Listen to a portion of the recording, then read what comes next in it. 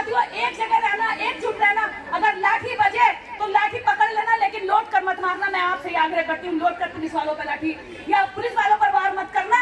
बस मैं यही बात कहना चाहती हूँ कि आप लोग संविधान के रक्षक हैं, संविधान के फॉलो करने वाले हैं। हम प्रशासन से लड़ने नहीं आए। प्रशासन ये बात क्यों नहीं समझता? प्रशासन हमारे आंदोलन को क्यों भ्रमित कर रहा है? प्रशासन क्यों नहीं समझता कि हम तुम्हें अपना समझते हैं? ये लड़ाई सबकी है, इस देश के गरीबों की है, कुचलों की है, मजलूमों की है।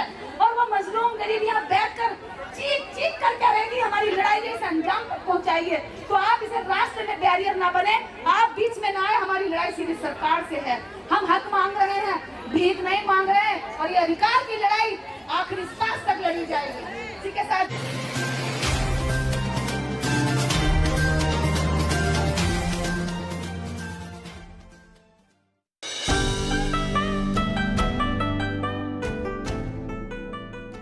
जिस तरह से शराब पीकर हमारे बीच में लोग भेजे जा रहे हैं और बदतमीजी करने की कोशिश कर रहे हैं, उनको चिन्हित करो। हमारे पास बहुत सारे वॉलंटियर्स हैं, वो ध्यान रखें कि कहाँ पे किस तरह का कोई असामाजिक तत्व घुस रहा है। महिलाओं के बीच में महिला घुसाई जा रही है और पुरुषों के बीच में पुरुष घुसाए जा रहे हैं। तो इन लोगों से बेहद सतर्क रहना है।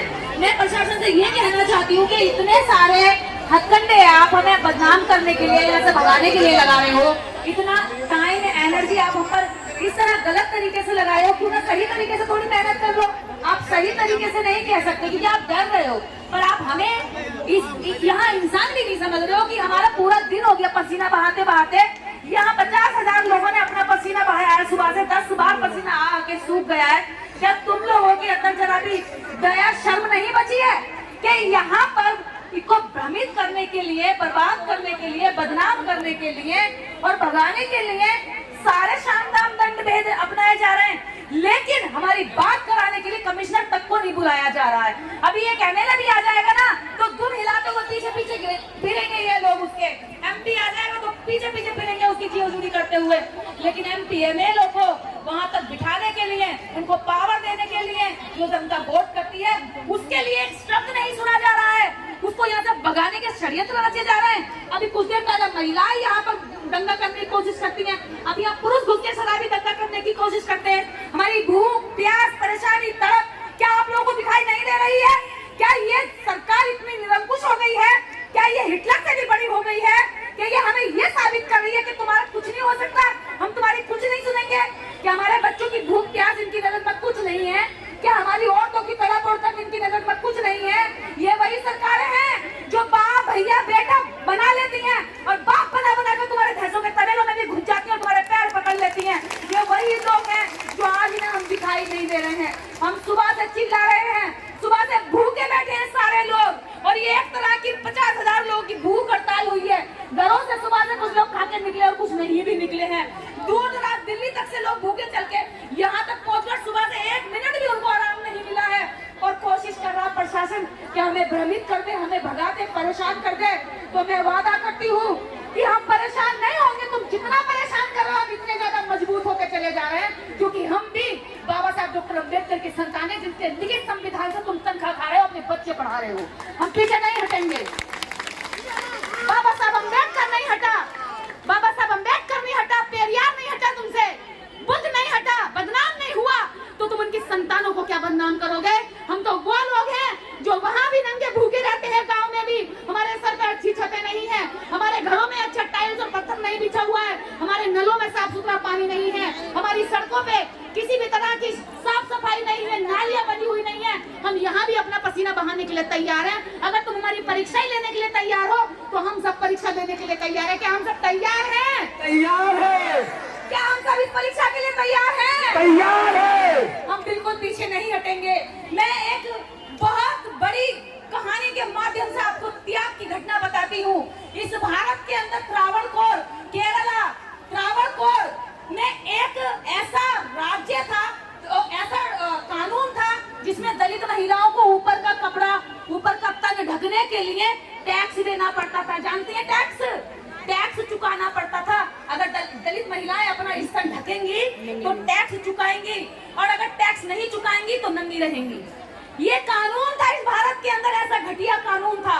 और ये वही लोगों ने कानून बनाया था जो आज सत्ता में बैठे हैं, वो हमें नंगा भूखा देखना चाहते हैं। उन्होंने कानून बनाया कि दलित महिला अपने ऊपर ढकेगी, अगर वो ढकेगी तो उसको टैक्स चुकाना पड़ेगा।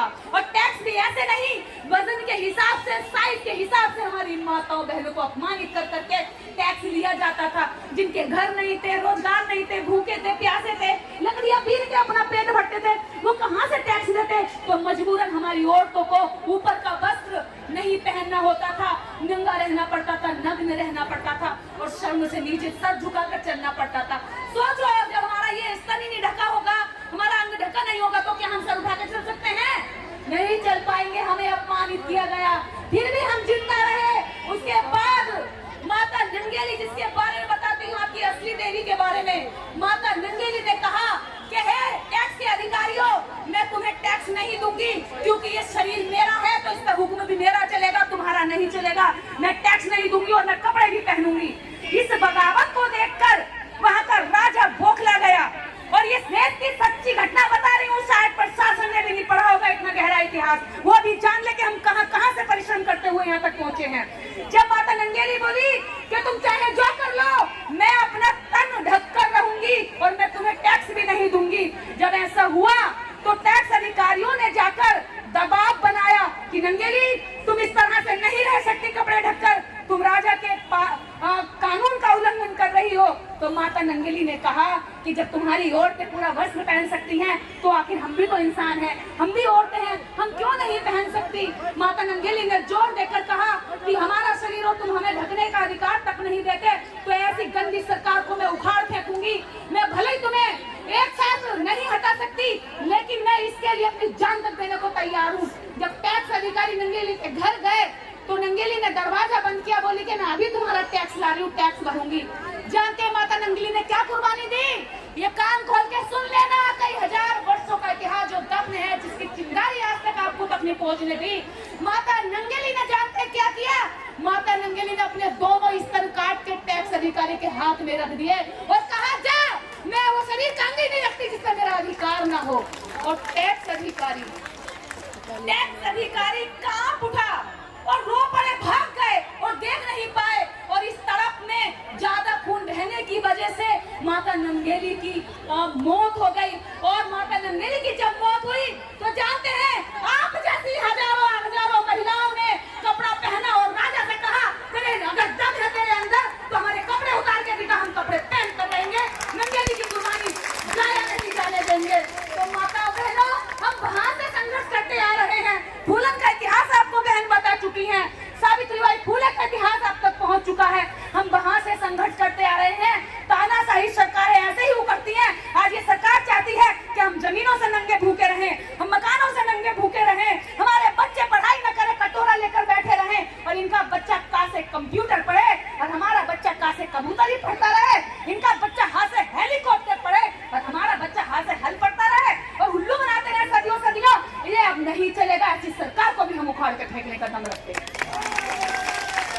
क्या समझे कि लोग यहाँ पर तुम बहुत आसानी से हमें बेवकूफ बना लोगे? अरे हम संघर्ष में से निकली हुई चिंगारियां हैं जो आज यहाँ पर पहुंचे हैं। ये ऐसे ही लोग नहीं आए हैं, खाए खाए घर के लोग नहीं हैं।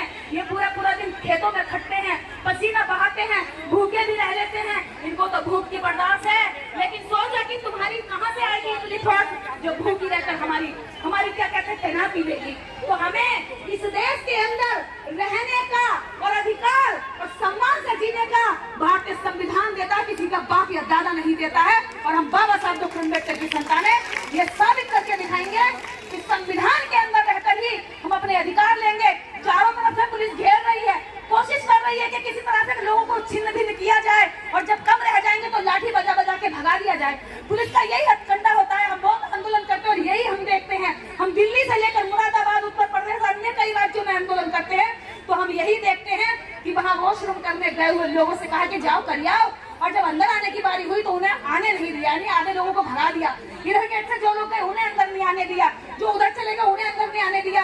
और फिर कोशिश करी कि यहाँ दंगा हो जाए, वहाँ दंगा हो जाए, लोग इधर उधर हो जाए, और ये अपनी लाठियों को लाए और चालाकी चतुराई से, चतुर बिल्ली होती है जैसे दूध में मलाई खाने की चक्कर में रहती है, वैसे ही हमारे ऊपर आकर के कुछ चंद लोग जब बचे तो लाठी बजाते। साथियों, एक जगह रहना, एकजुट रहना। अगर लाठी बजे तो लाठी पकड़ लेना, लेकिन लौट कर मत मारना। मैं आपसे आग्रह करती हूँ, लौट कर पुलिस वालों पर लाठी या पुलिस वालों पर वार मत करना। बस मैं यही बात कहना चाहती हूँ कि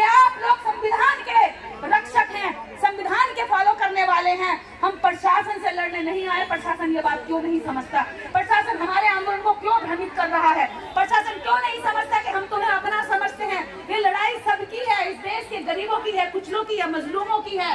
और वो मजलूम गरीब यहाँ बैठकर चीख चीख कर करेगी हमारी लड़ाई जैसे अंजाम तक पहुंचाइए। तो आप इसे रास्ते में बैरियर ना बने, आप बीच में ना आए। हमारी लड़ाई सीधी सरकार से है।